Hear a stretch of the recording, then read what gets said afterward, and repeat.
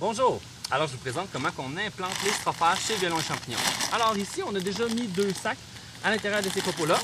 Alors là, je vais en rajouter un petit troisième. On peut en mettre entre 2 et 3. Si c'est des pots avec du grain, je vous suggère pas plus que 6 pour ne pas favoriser la contamination. Et voilà, on sort le mycélium qui est ici.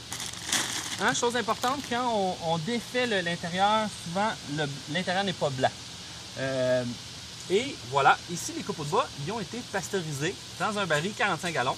Comment on a procédé? On a pris le baril et dans le fond du baril, on a mis un bloc de béton qu'on a penché, on a rempli avec de l'eau, on a mis un grillage pour empêcher que le copeau trempe dans l'eau, mais que ce soit bien la vapeur qui passe au travers du baril. Et quand le dessus du baril est vraiment chaud, là on calcule un 2 heures. Donc, on met à feu doux le brûleur propane et là, la vapeur va pénétrer à l'intérieur du copeau de bois pour la nettoyer. Et ensuite, nous, on arrive, on défait notre mycélium de même au travers des copeaux. Et ensuite, ce qui est important, c'est vraiment très bien mélanger uniformément. Puis, étant donné que c'est du mycélium à partir de sciure, ça, c'est vraiment l'idéal pour faire ce type de travail-là.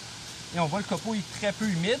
On l'a placé ici, l'emplacement, c'est sous un arbre pour justement empêcher, quand il y a des grosses pluies, que le mycélium ne soit pas détrempé. Puis, s'il pleut trop, on peut même mettre un carton par-dessus, parce que trop d'eau, c'est comme pas assez.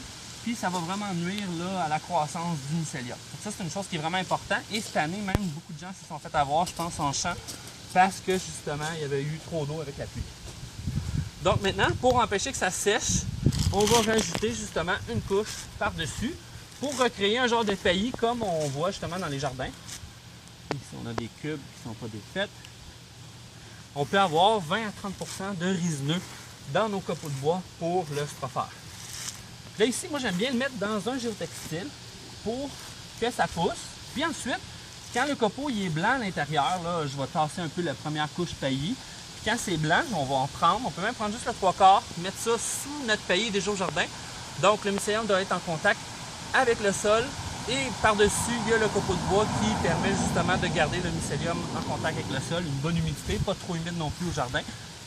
Puis ensuite, on peut rajouter un autre baril de copeaux pasteurisés. On mélange au travers et notre petite couche sur le dessus qu'on a tassée, on la remet sur le dessus, ce qui est la même couche qu'actuellement on utilise. Puis moi, souvent après ça, je referme dans le géotextile. Là, je me sers du géotextile pour bouger mes copeaux. Par la suite, pour aller implanter un peu plus loin au jardin. On met par-dessus ça ici, on couvre, on fait une petite poche et voilà pour l'année prochaine. Merci!